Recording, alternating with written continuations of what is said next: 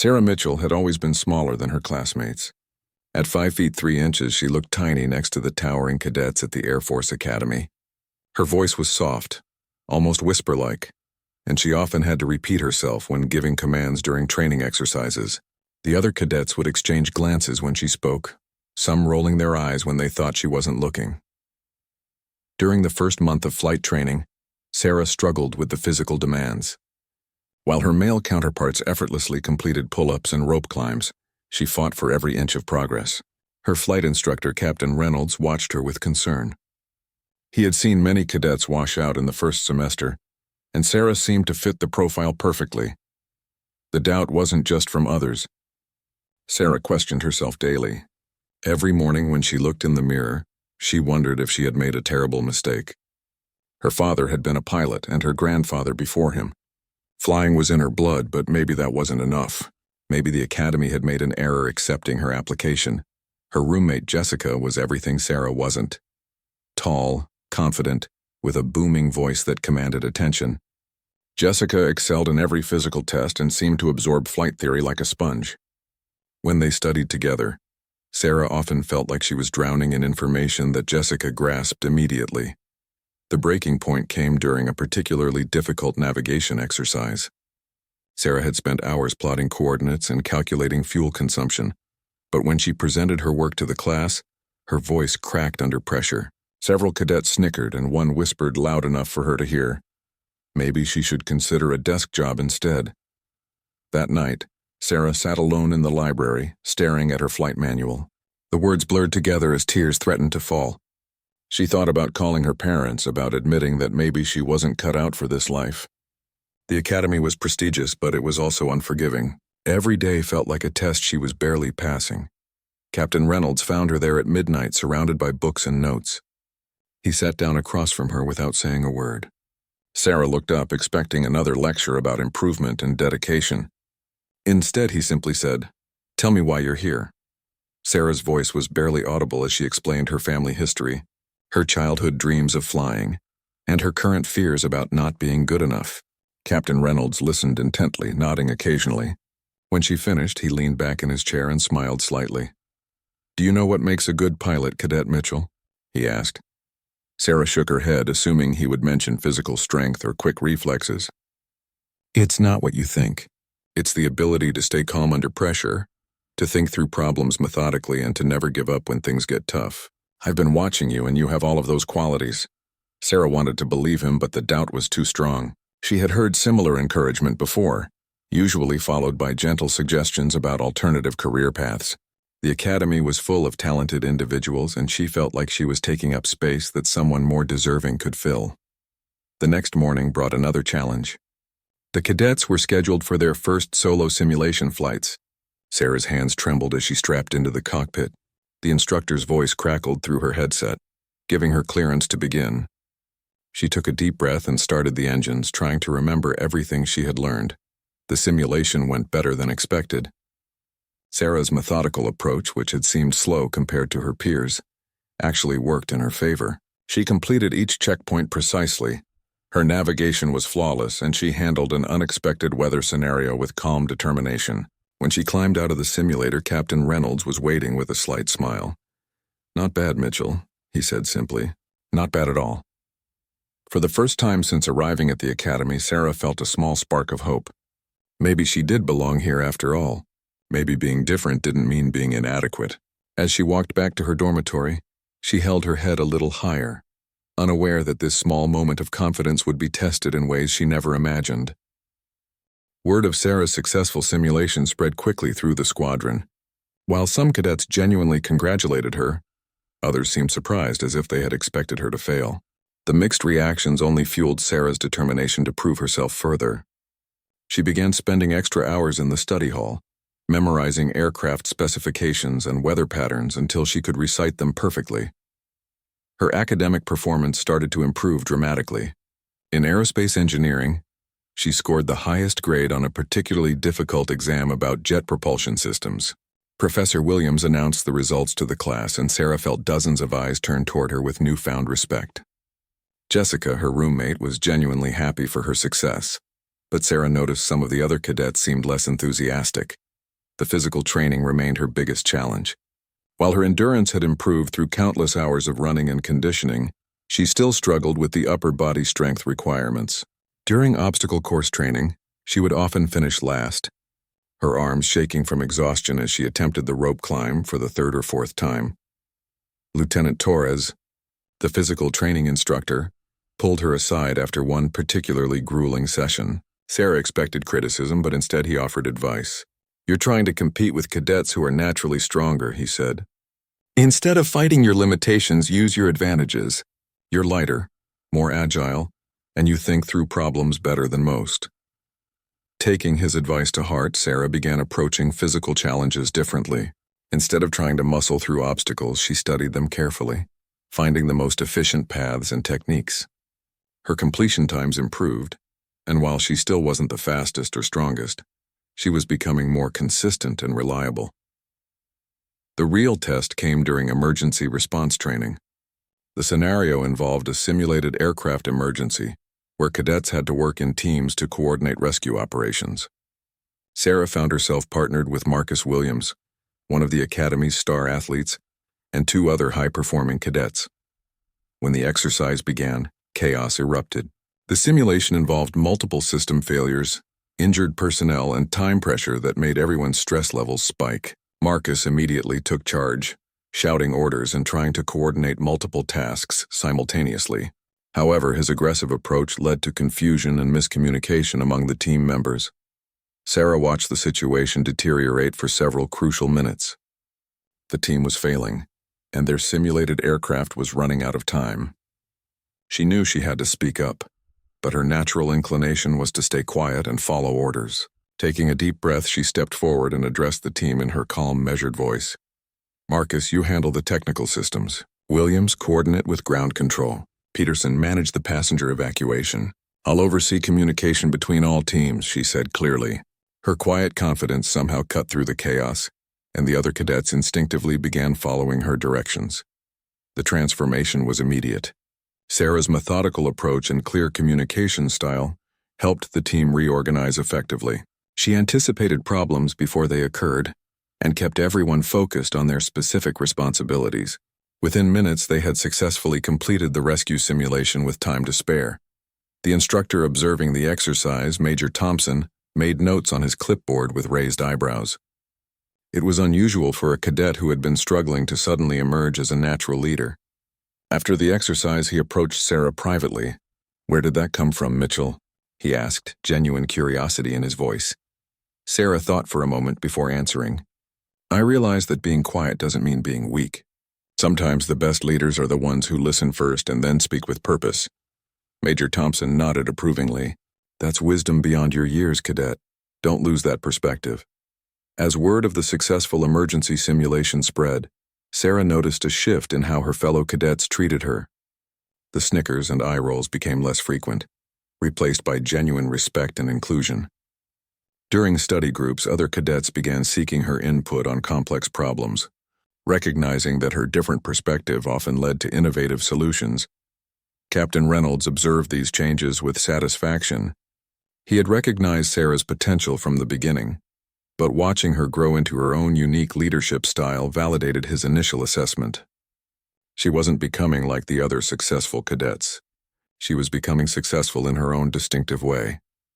The semester progressed with Sarah continuing to exceed expectations. Her flight performance improved steadily, and her academic achievements placed her in the top 10% of her class. More importantly, she had found her confidence and was beginning to understand that her supposed weaknesses could actually be strengths in the right circumstances. However, Sarah remained unaware that her most significant test was still approaching, one that would determine not just her future at the Academy, but her entire military career. The third year at the Academy brought advanced flight training and real aircraft operations. Sarah had progressed from simulators to actual planes, and her performance continued to impress her instructors. She had developed a reputation for precision and reliability, traits that were highly valued in military aviation. Her quiet confidence had evolved into quiet competence, and she was no longer the struggling cadet who had arrived 3 years earlier. During a routine training mission in late October, Sarah was assigned as co-pilot on a T-38 Talon with her flight instructor, Colonel Martinez. The mission was supposed to be straightforward. Practice formation flying with 2 other aircraft, complete some navigation exercises, and return to base. Sarah had completed similar missions dozens of times before, and she approached this one with her usual methodical preparation. The weather forecast showed clear skies with light winds, perfect conditions for training. Sarah completed her pre-flight inspection with characteristic thoroughness, checking every system twice and reviewing emergency procedures in her head. Colonel Martinez watched her work with approval, noting how she had developed from an uncertain cadet into a confident aviator. 20 minutes into the flight, everything changed. Colonel Martinez was demonstrating advanced maneuvers when he suddenly slumped forward in his seat, unconscious. The aircraft immediately began to lose altitude and drift out of formation. Sarah's heart rate spiked, but her training kicked in automatically. "Colonel Martinez, are you okay?" she called out, receiving no response. She quickly checked his pulse and breathing, confirming he was unconscious but stable. The immediate priority was controlling the aircraft and alerting the other planes in their formation. "Lead aircraft, this is Talon 2. We have a medical emergency. Request immediate assistance," Sarah transmitted over the radio, her voice steady despite the adrenaline coursing through her veins. The lead pilot, Major Davidson, responded immediately. "Roger, Talon 2, what's your situation?" "Instructor pilot is unconscious. I'm taking control of the aircraft," Sarah replied, simultaneously adjusting the controls to stabilize their flight path.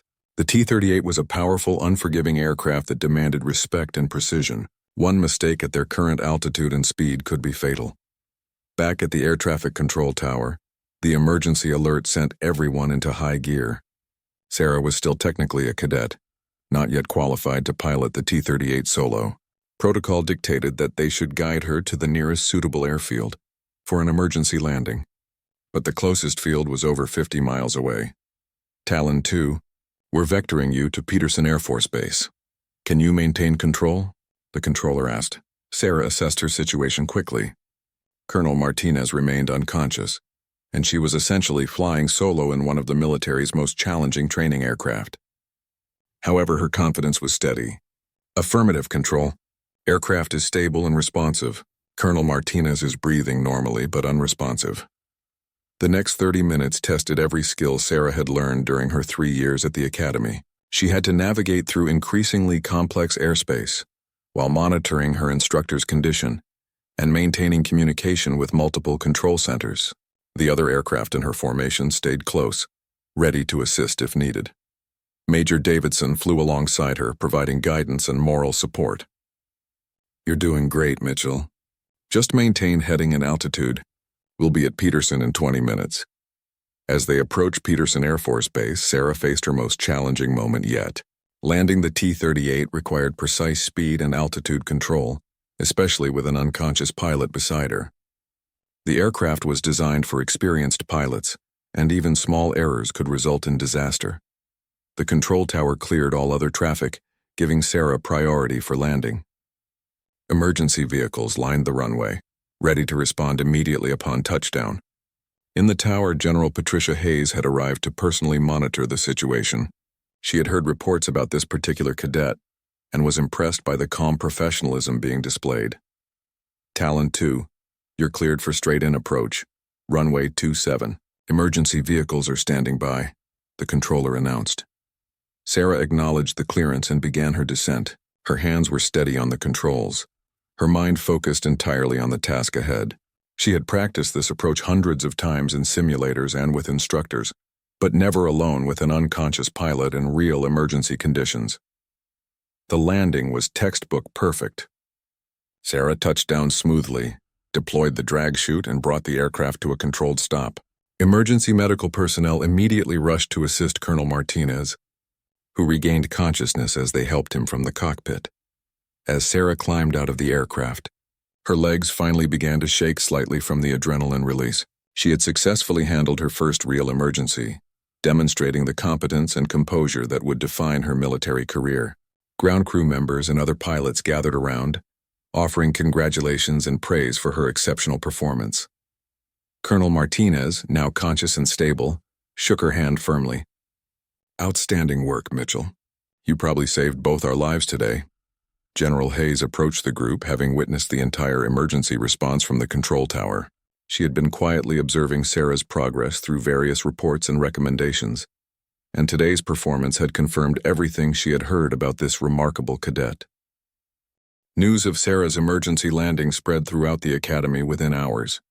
What had started as a routine training flight had become a defining moment that showcased her growth from a doubted cadet to a competent aviator.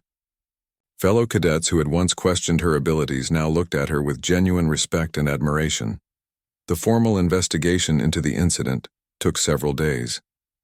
Colonel Martinez had suffered a severe allergic reaction to a new medication, causing him to lose consciousness. Medical experts confirmed that Sarah's quick thinking and skilled flying had prevented what could have been a tragic accident. The investigation board, led by General Hayes, reviewed flight recordings and interviewed all personnel involved. During her testimony, Sarah remained characteristically modest about her actions. She credited her training, her instructors, and the support from the formation pilots for the successful outcome. When asked about her feelings during the emergency, she simply stated, "I focused on what needed to be done. Everything else became background noise." General Hayes was particularly impressed by Sarah's mature response to praise and attention. Many young pilots might have let such recognition inflate their ego, but Sarah seemed genuinely more concerned about Colonel Martinez's recovery than her own newfound fame. The Academy's response was swift and significant. Sarah received a commendation for her exceptional performance under pressure, and her flight training was accelerated to reflect her demonstrated competence. More importantly, she was selected for an advanced leadership program typically reserved for fourth-year cadets. However, recognition brought new challenges. Some cadets, particularly those who had struggled with their own flight training, began to resent Sarah's sudden prominence. A small group led by Cadet Johnson, who had been among her harshest critics, started spreading rumors that Sarah had been given special treatment and that the emergency had been exaggerated. The whispers and sideways glances returned, but this time Sarah handled them differently. Instead of retreating into self-doubt, she addressed the situation directly. During a squadron meeting, she stood up and spoke to her fellow cadets with quiet confidence. "I know some of you have questions about what happened during the emergency flight," she began, her voice clear and steady. "I'm happy to discuss any concerns you might have. We're all here to become the best officers and pilots we can be, and that means supporting each other, not tearing each other down." Her direct approach caught the critics off guard. Cadet Johnson, who had been expecting Sarah to remain silent, found himself without support when she offered to answer any specific questions. The tension in the room gradually dissipated as other cadets recognized the maturity and professionalism in Sarah's response. Jessica, her longtime roommate, watched the exchange with pride. She had seen Sarah's transformation from uncertain freshman to confident leader, and she knew that her friend had earned every bit of recognition she received. That evening, as they studied together, Jessica commented on how much Sarah had changed. "You're not the same person who arrived here 4 years ago," Jessica observed. "You found your strength." Sarah looked up from her textbooks and smiled. "I think I'm finally learning that being different isn't a weakness. It's just a different kind of strength." The advanced leadership program proved to be exactly what Sarah needed to continue her development. Working alongside the Academy's top cadets, she found herself in complex scenarios that required innovative thinking and collaborative problem-solving. Her unique perspective, once seen as a liability, became increasingly valuable in group exercises. During one particularly challenging simulation, Sarah's team was tasked with coordinating a multi-aircraft humanitarian mission in hostile territory, while other team leaders focused on firepower and aggressive tactics. Sarah developed a more nuanced approach that minimized risk while maximizing mission effectiveness. Her strategy involved careful timing, precise coordination, and contingency planning that anticipated multiple possible complications. When the simulation ran into unexpected difficulties, Sarah's team was the only one that successfully completed the mission without casualties. The instructor supervising the exercise, Major Chen, was impressed by Sarah's strategic thinking. "Your approach was unconventional but highly effective," he told her afterward. "You thought beyond the obvious solutions and planned for contingencies that others missed entirely." As her final year at the academy approached, Sarah found herself being considered for opportunities that seemed impossible when she had first arrived. Flight commanders sought her input on training programs, and younger cadets looked to her as a mentor and role model. The shy, uncertain girl who had questioned whether she belonged at the academy had evolved into a confident leader who approached challenges with wisdom and determination. Her journey had taught her that true strength didn't come from matching everyone else's abilities, but from maximizing her own unique talents. General Hayes continued to monitor Sarah's progress with growing interest. The general had spent 30 years in the Air Force and had learned to recognize exceptional potential when she saw it. Sarah Mitchell represented something special, a leader who combined technical competence with emotional intelligence and unshakable integrity. As graduation approached, Sarah remained unaware that General Hayes was already making plans that would shape the next phase of her military career in ways she had never imagined possible. Sarah's final semester at the academy brought the most intensive training of her 4-year journey. Advanced combat simulations, complex strategic exercises, and comprehensive evaluations tested every skill she had developed. The academy's mission was to produce officers ready for immediate military service, and the final months separated those truly prepared for leadership from those who still needed additional development. The capstone exercise, known as Operation Final Test, placed graduating cadets in realistic military scenarios requiring quick decision-making, resource management, and team coordination. Sarah found herself assigned as mission commander for a simulated combat air patrol over hostile territory, responsible for leading a 4-aircraft formation with specific objectives and strict rules of engagement. Her team included Marcus Williams, the same cadet who had struggled during the emergency response exercise years earlier, along with 2 other high-performing seniors. The mission briefing revealed multiple complications, weather challenges, enemy aircraft presence, and a time-sensitive rescue operation for downed pilots in enemy territory. As Sarah studied the mission parameters, she realized the scenario was designed to test leadership under extreme pressure. Traditional aggressive approaches would likely result in mission failure or unacceptable casualties. She needed to develop a strategy that balanced multiple objectives while keeping her team safe. During the pre-mission briefing, Sarah outlined her approach with characteristic calm precision. Instead of rushing toward the rescue site, she planned a methodical advance with careful reconnaissance and contingency preparation. Marcus initially questioned the conservative approach, suggesting a more direct assault would be faster and more decisive. "Speed isn't always effectiveness," Sarah replied patiently. "If we rush in unprepared, we risk losing more aircraft and personnel. Better to take extra time up front than to create a larger crisis later." The simulation lasted 4 hours and included multiple unexpected complications. Enemy aircraft appeared earlier than anticipated, weather conditions deteriorated rapidly, and the rescue site proved more heavily defended than intelligence had suggested. Each challenge tested different aspects of leadership and decision-making. Sarah's methodical approach proved invaluable as complications mounted. When enemy fighters engaged her formation, she had already positioned her aircraft for mutual support and quick withdrawal if necessary. When weather forced a route change, she had contingency plans ready for implementation.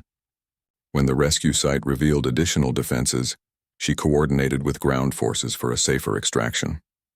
Throughout the exercise, Sarah demonstrated the leadership skills she had developed over 4 years. She listened to input from her team members, made decisions based on available information, and adapted quickly when circumstances changed. Her quiet confidence inspired trust from her pilots, who followed her directions without hesitation even during the most challenging moments. The mission concluded successfully with all objectives completed and no simulated casualties. As the debriefing began, the evaluating officers reviewed every decision and communication from the 4-hour exercise. Major Chen, who had supervised Sarah's previous strategic exercises, led the evaluation team. Cadet Mitchell's performance was exemplary, Major Chen announced to the assembled group.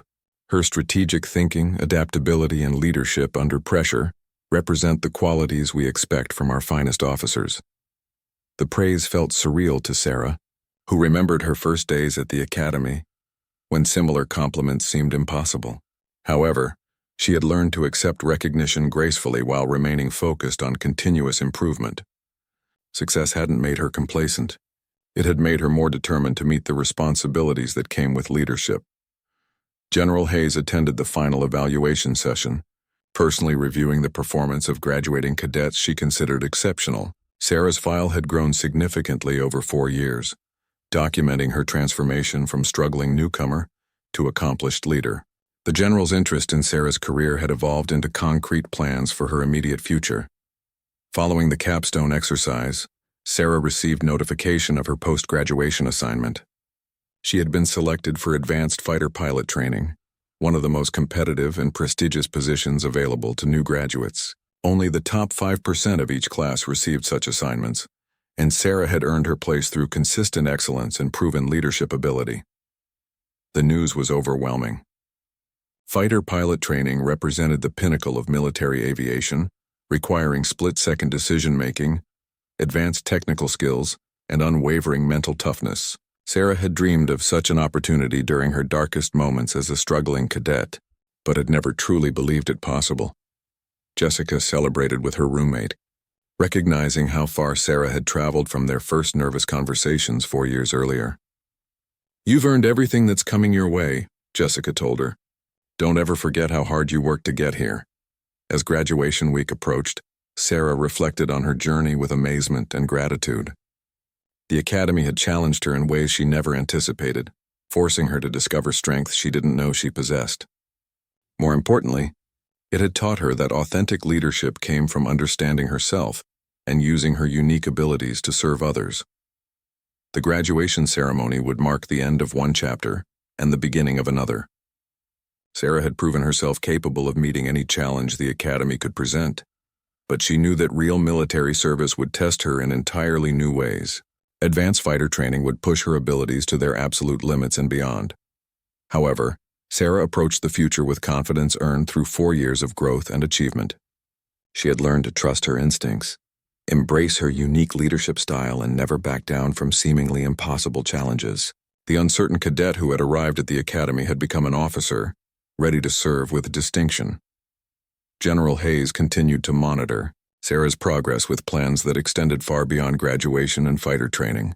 The general recognized exceptional potential that warranted special attention and unique opportunities, though Sarah remained unaware of the specific nature of those plans. The final weeks before graduation passed in a blur of ceremonies, final examinations, and preparation for their transition to active duty. Sarah completed her last flight training session with perfect scores, her confidence now unshakable after 4 years of proven performance. Captain Reynolds, who had been her first instructor and had watched her entire transformation, offered his final assessment with genuine pride. "Mitchell, when you first arrived here, I saw potential buried under uncertainty," he told her during their final meeting. "Watching you develop into the officer you've become has been one of the highlights of my teaching career. You're going to do exceptional things in the Air Force." Sarah felt deep gratitude for all the instructors who had believed in her when she couldn't believe in herself. Their patience, guidance, and tough love had been essential to her development. She understood now that her early struggles hadn't been signs of inadequacy, but necessary steps in building the resilience and self-awareness that made her an effective leader. The academy had arranged for families to attend graduation week activities, and Sarah's parents arrived with obvious pride and amazement. They had supported her decision to attend the academy, but they had also witnessed her struggles and moments of doubt. Seeing her now, confident and accomplished, they could hardly believe the transformation. "You look different," her mother observed during their first dinner together. "Stronger, more certain of yourself." Sarah smiled, thinking about how much she had changed since that uncertain 18-year-old had first walked through the academy gates. "I feel different too. I finally understand who I am and what I'm capable of." Her father, a retired commercial pilot, was particularly impressed by her assignment to fighter training. He knew how competitive and demanding such programs were, and he understood that Sarah had earned her place through exceptional performance. "I'm proud of you," he said simply, his voice thick with emotion. The graduation ceremony rehearsals began 3 days before the actual event. 400 cadets would receive their commissions as second lieutenants, marking the culmination of their academy experience and the beginning of their military careers. Sarah practiced marching in formation, accepting her diploma, and participating in the traditional ceremonies that marked this significant milestone.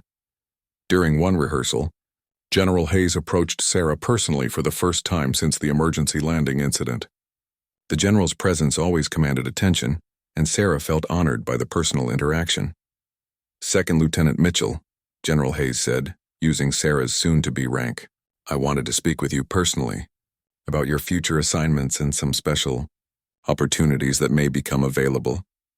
Sarah listened attentively as the general explained that exceptional young officers were sometimes selected for accelerated leadership programs and unique assignments beyond standard career paths. While the general couldn't provide specific details, she indicated that Sarah's performance had earned consideration for such opportunities. "Continue to excel in fighter training," General Hayes advised. "Maintain the same dedication and integrity you've shown here, and doors will open that you never imagined possible." The conversation left Sarah both excited and mystified. She had learned enough about military culture to understand that generals didn't personally counsel new lieutenants unless something significant was being planned. However, she resolved to focus on immediate goals rather than speculating about uncertain future possibilities. Jessica had also earned an impressive assignment, selected for intelligence officer training that would take her to a different base. The roommates who had shared 4 years of challenges and growth would soon be separated by geography and different military specialties. They spent their final evenings together reminiscing about their journey and promising to maintain their friendship despite future distance. "Remember when you thought you didn't belong here?" Jessica asked during one of their late-night conversations. Sarah laughed, thinking about her early fears and insecurities. "I spent so much energy trying to be like everyone else instead of figuring out how to be the best version of myself." The insight represented a crucial lesson from her academy experience. Success hadn't come from conforming to others' expectations, but from developing her unique strengths and learning to lead authentically. She had discovered that quiet confidence could be just as effective as loud bravado, and that thoughtful analysis often produced better results than impulsive action. The night before graduation, Sarah stood alone on the academy grounds, looking up at the stars and reflecting on her incredible journey. 4 years earlier, she had been consumed by doubt and fear, questioning whether she had made a terrible mistake. Now she felt ready for any challenge the Air Force might present. She thought about all the cadets who had struggled alongside her, some succeeding and others finding different paths. She remembered the instructors who had pushed her beyond her comfort zone and the classmates who had become lifelong friends. Most importantly, she remembered the moments of breakthrough when she had discovered her own capabilities and learned to trust her instincts. Tomorrow would bring the formal end of her academy experience and the beginning of her military career. Fighter training awaited, along with unknown opportunities that General Hayes had hinted at. Sarah felt no anxiety about the future, only excitement about the chance to serve and to continue growing as an officer and leader. The transformation was complete. The uncertain cadet who had arrived 4 years earlier had become a confident officer ready for whatever challenges lay ahead.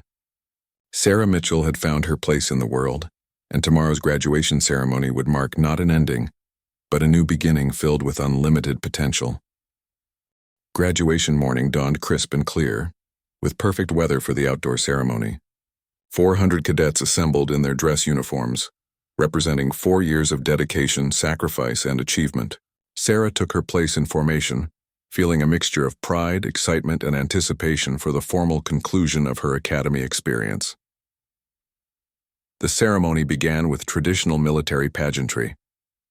The academy band played patriotic music as distinguished guests, including senior military officers and government officials, took their seats on the reviewing platform.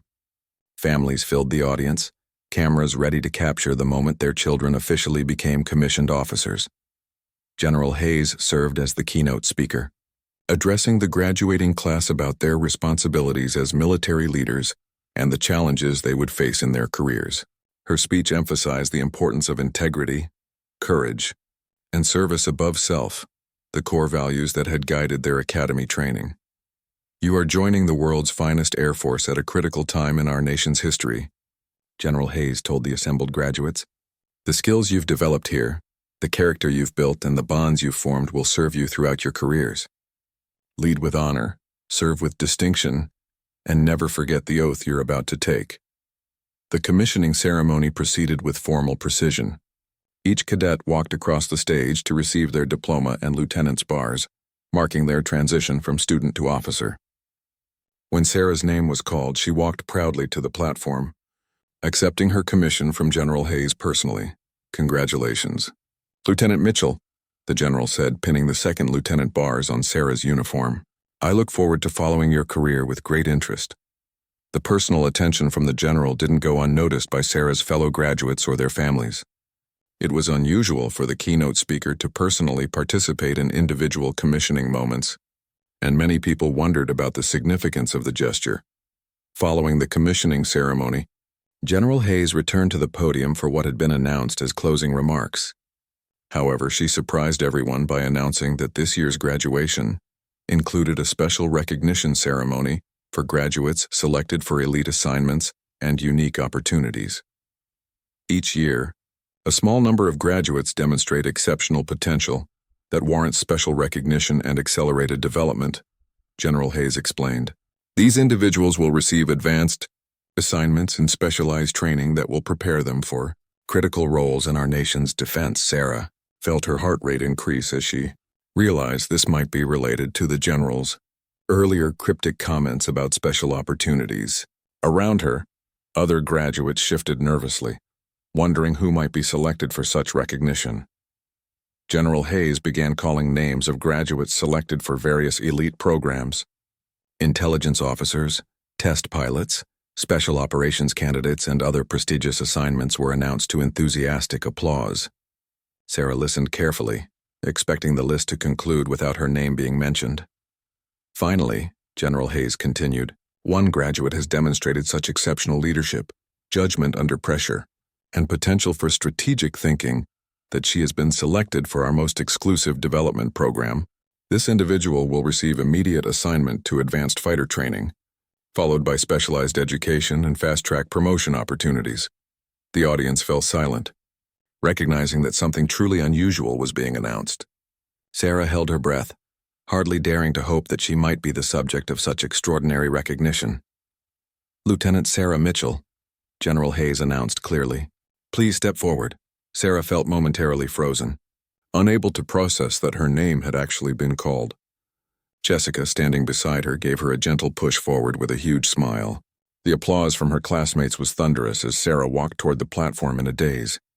General Hayes waited for the applause to subside before continuing. Lieutenant Mitchell's journey here began with doubt about her qualifications and questions about whether she belonged among America's future Air Force leaders.